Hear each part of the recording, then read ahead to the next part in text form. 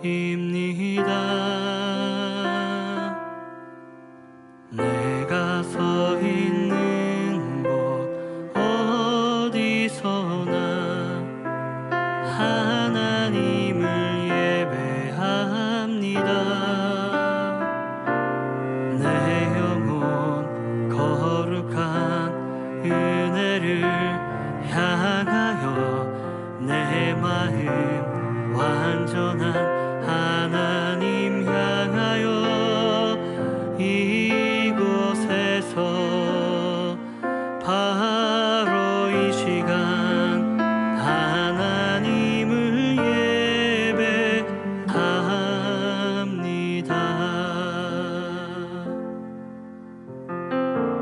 나는 하나님을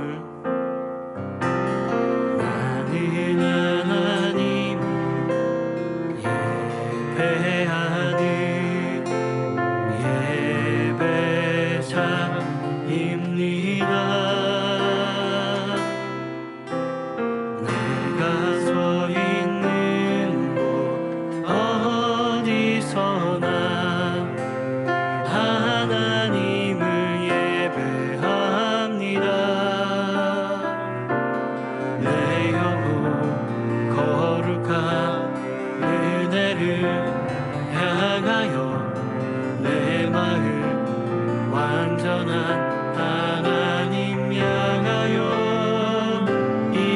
이곳에서 바로 이 시간 하나님을 예배합니다. 내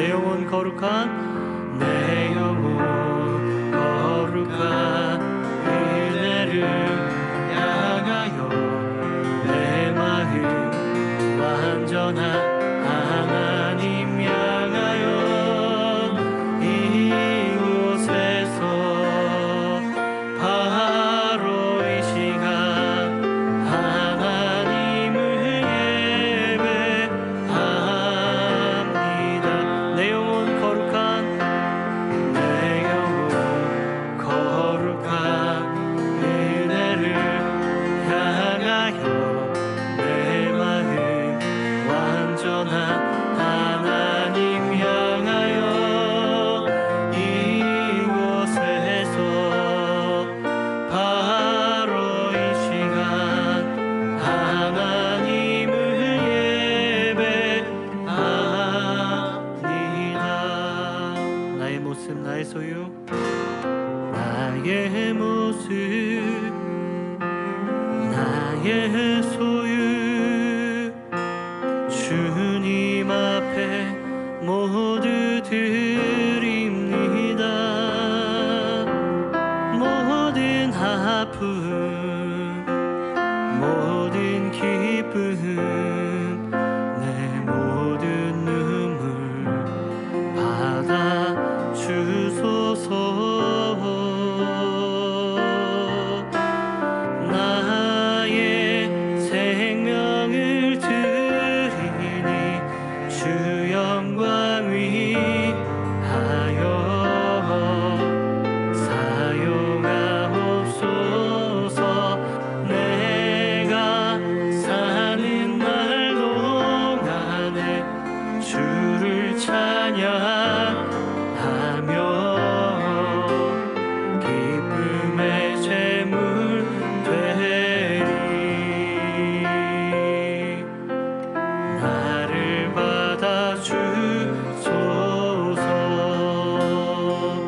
어제 일과 내일 일도 꿈과 희망 모두 드립니다. 모든 소망 모든 계획 내 손과 마음 받아 주소서.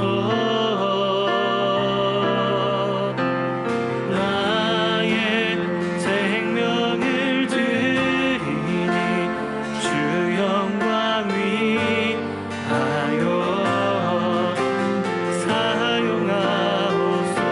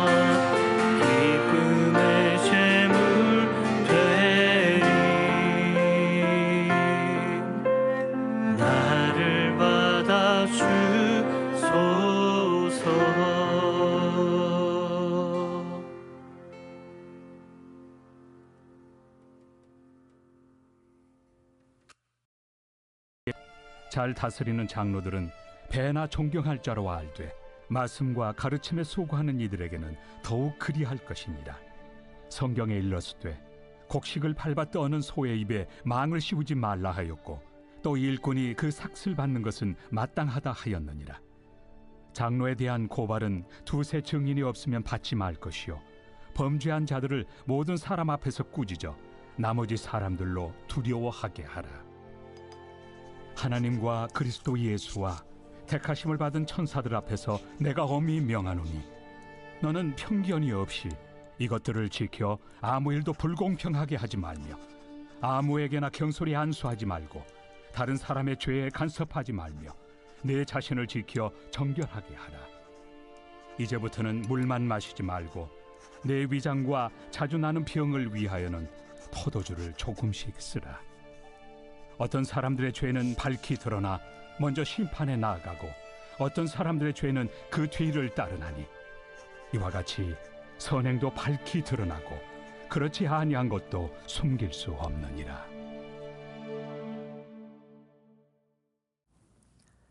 할렐루야. 오늘은 우리가 디모데전서 5장 17절부터 25절에 있는 말씀을 같이 보길 원합니다.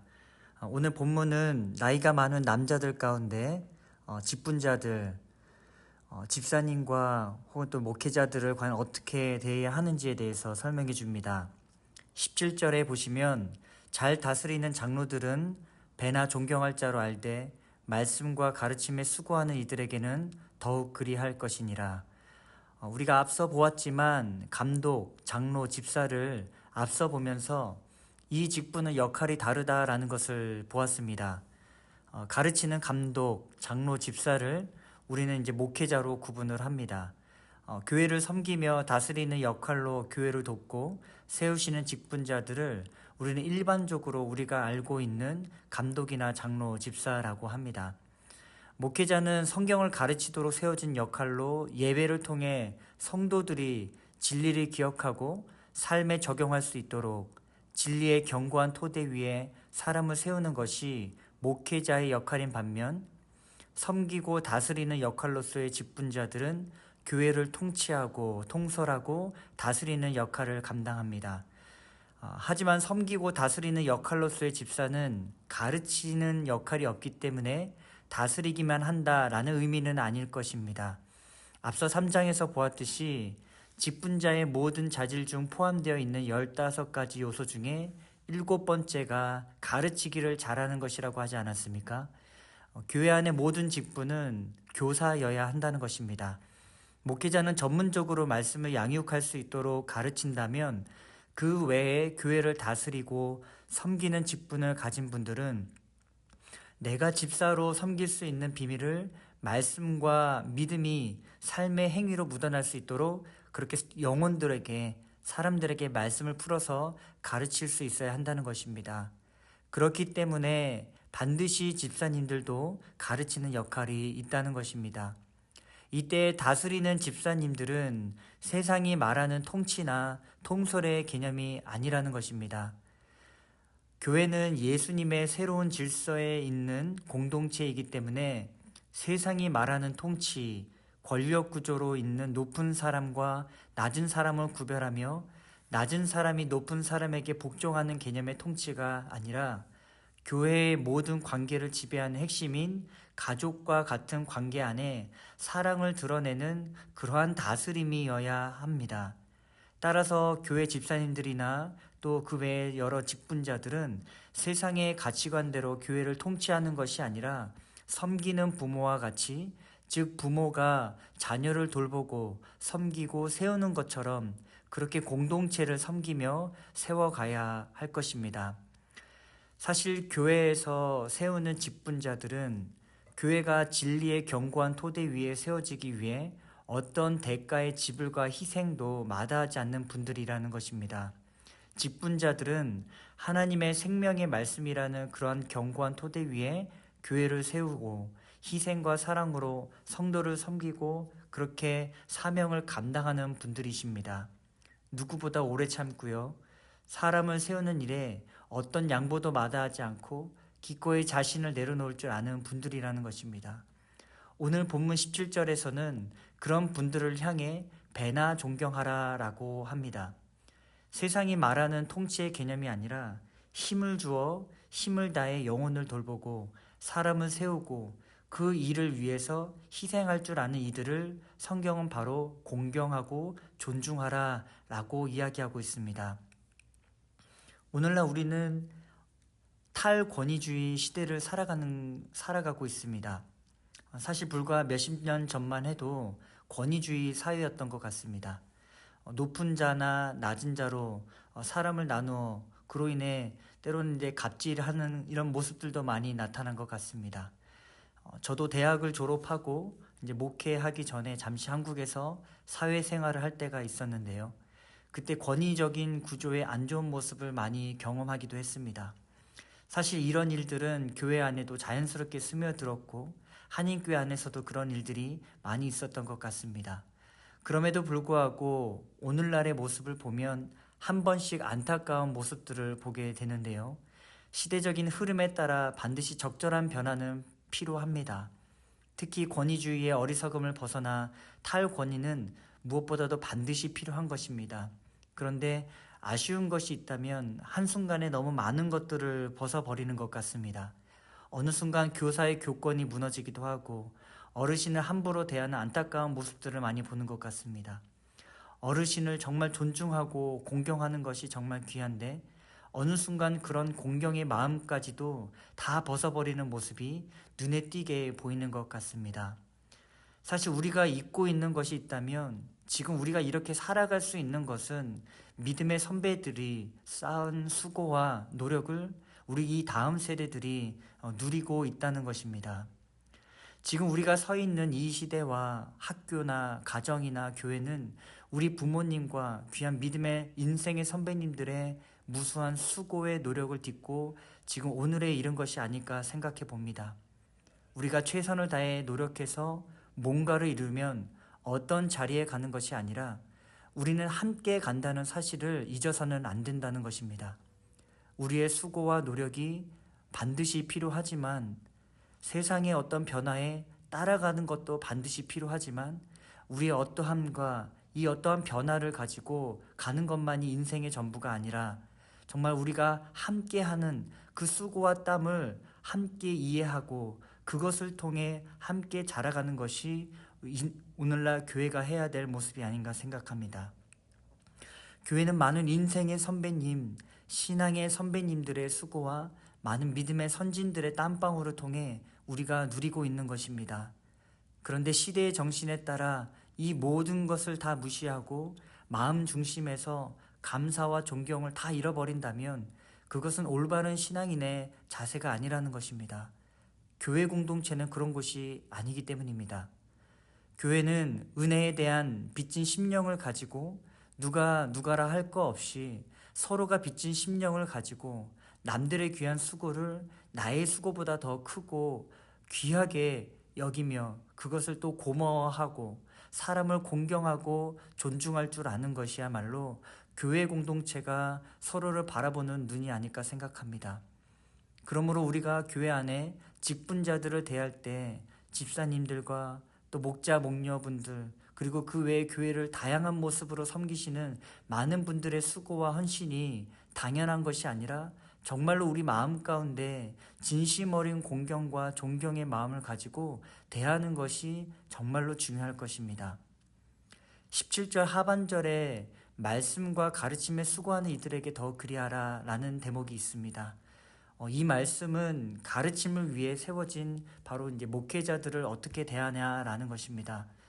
사실 목회자로서 이렇게 이야기하는 것이 쉽지는 않지만 오늘날 수많은 목회자들 가운데 정말 하나님 앞에 바로 서기 위해 몸부림치는 그런 목회자들이 있는 반면 때로는 그렇지 못하고 사단의 유혹에 넘어져 목회자의 역할을 완전히 상실하여 사람들로부터 비난받는 분들도 계시기도 합니다.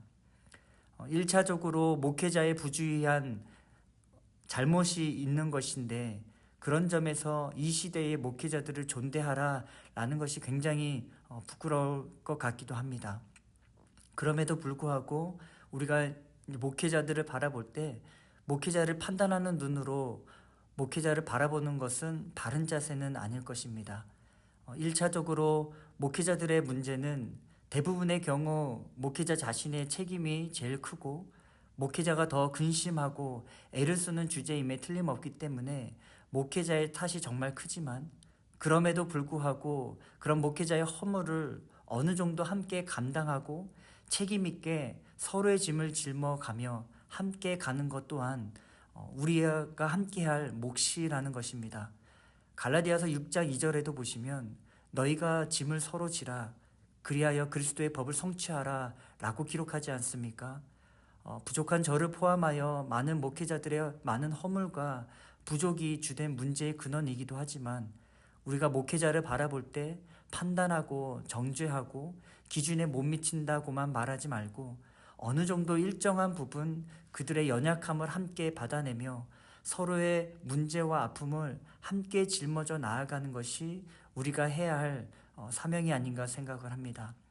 그들을 판단만 하는 것이 아니라 연약함을 인정하되 다시 일어설 수 있도록 세워주고 높여주어 못하는 부분은 비방거리가 아니라 일정한 부분은 우리의 몫으로 여기고 같이 자라고 성장할 수 있도록 그렇게 공경하는 마음을 우리는 지켜내야 하지 않을까 생각을 해봅니다. 그러면 그들을 과연 어떻게 공경해야 할지에 대한 부분인데요. 성경은 그 방법 또한 우리에게 제시를 해주고 있습니다. 두 가지가 나오는데 하나는 정당한 몫을 제공하라는 것입니다. 18절에 보시면 성경에 일렀으되 곡식을 밟아 떠는 소의 입에 망을 씌우지 말라 하였고 또 일꾼이 그 삭슬 받는 것은 마땅하다 하였느니라.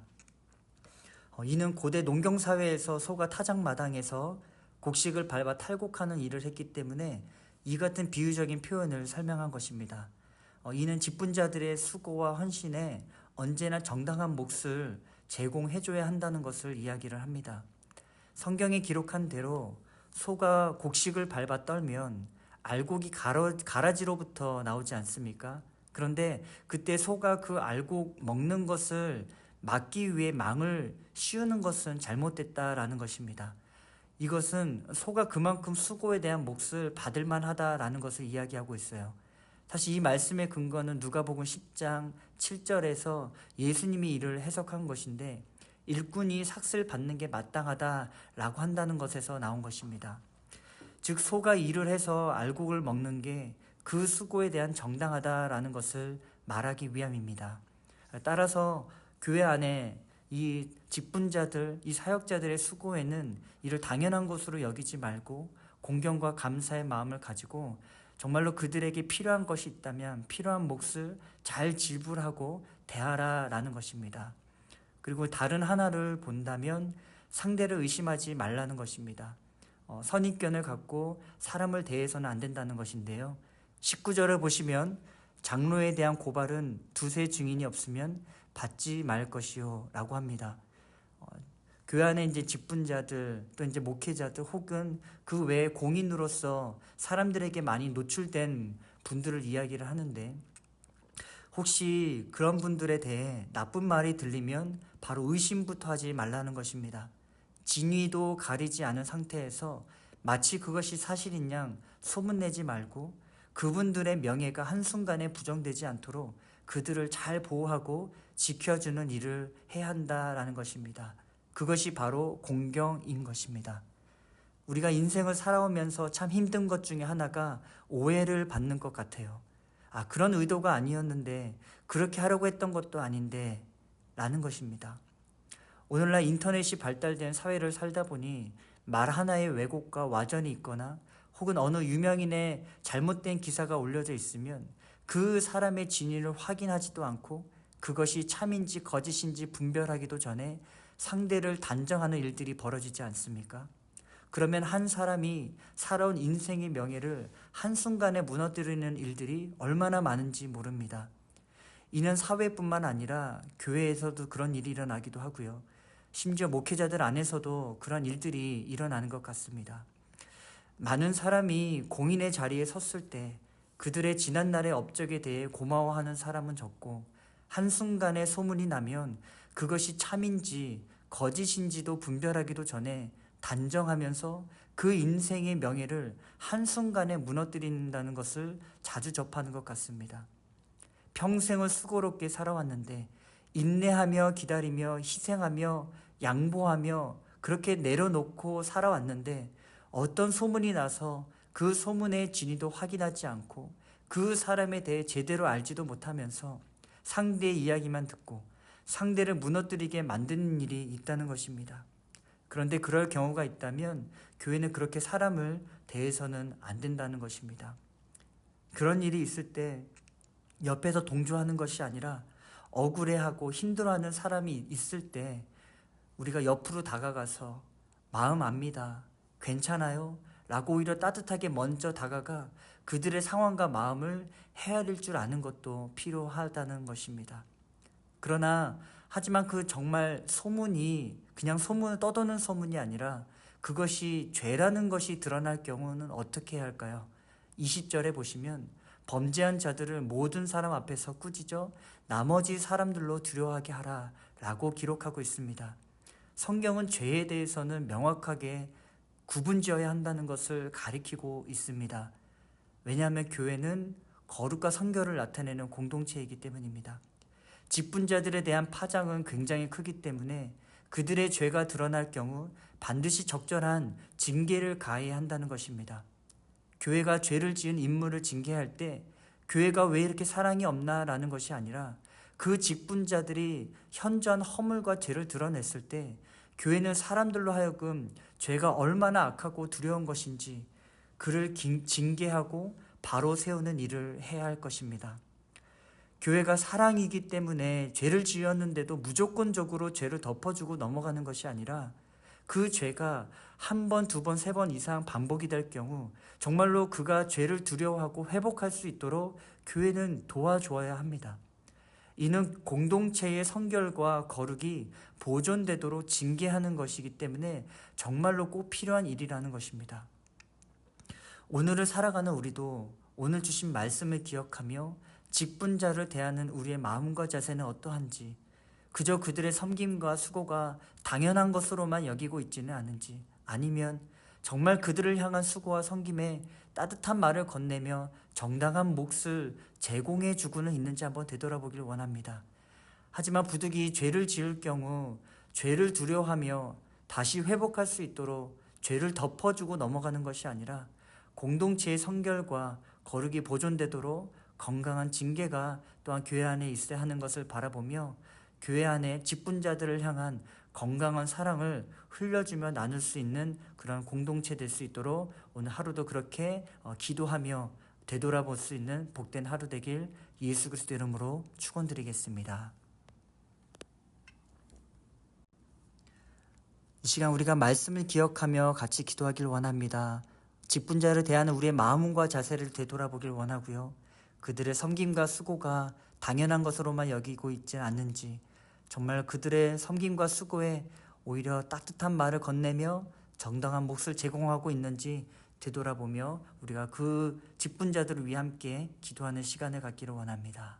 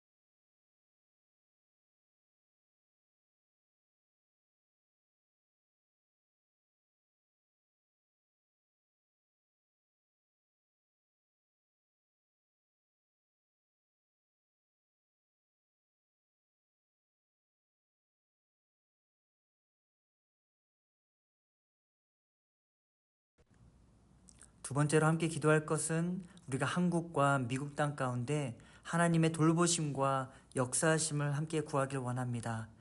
또한 안타까운 일로 이 미국의 홍수로 아픔을 겪는 이들을 위로하시고 또 도움의 손길이 그들과 함께 할 수 있도록, 나아가 전쟁으로 어려움을 겪는 이들의 삶 속에 하나님의 열심히 함께 해달라고 기도합시다.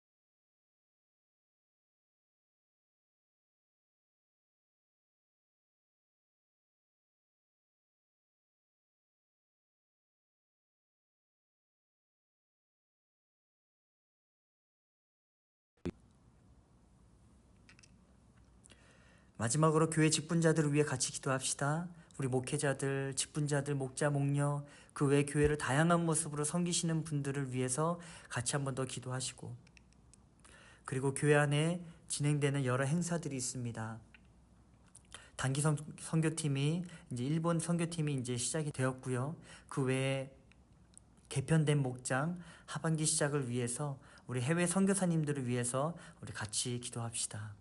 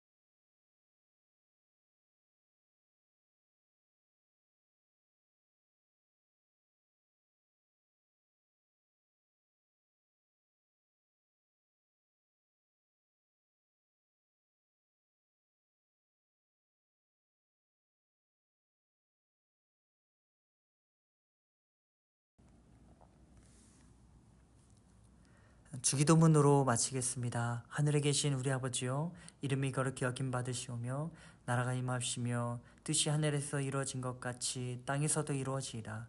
오늘날 우리에게 일용할 양식을 주옵시고 우리가 우리에게 죄진 자를 사하여 준 것 같이 우리의 죄를 사하여 주옵시고 우리를 시험에 들게 하지 마옵시며 다만 악에서 구하옵소서. 나라와 권세와 영광이 아버지께 영원히 있사옵나이다. 아멘.